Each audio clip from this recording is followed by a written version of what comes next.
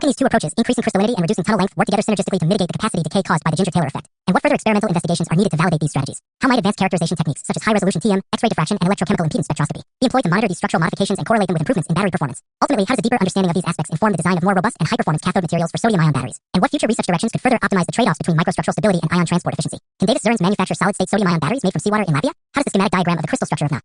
44-2 on the plane illustrate the specific arrangement of atoms and what key structural features, such as the positioning of Mn, oxygen atoms, and sodium ions, are revealed by this projection? In what ways do the connectivity and coordination of MnO6 octahedra appear in the plane, and how might this arrangement affect the material's overall symmetry and stability? How are the potential ion transport channels or tunnels depicted in the diagram, and what does their orientation and size suggest about the pathways for Na-ion intercalation and deintercalation in sodium-ion batteries? What insights can be drawn about the anisotropy of electronic and ionic conduction from viewing the structure on the plane compared to other crystallographic directions, and how does this influence the electrochemical performance? How might variations in bond lengths, bond angles, or polyhedral distortions observed in the schematic impact the redox behavior or capacity retention of Na.44-2? In what manner does the visual representation help identify potential sites for structural modifications or doping, and how could these modifications be employed to optimize the material's performance as a cathode? How does the schematic contribute to understanding the relation between the crystal structure and the observed electrochemical properties, such as specific capacity and rate capability? And what further research questions does this raise regarding the interplay of structure and function in cathode materials? Ultimately, how can a detailed analysis of the crystal structure on the plane guide future design improvements to enhance ion transport, structural integrity, and overall battery efficiency in sodium-ion battery applications?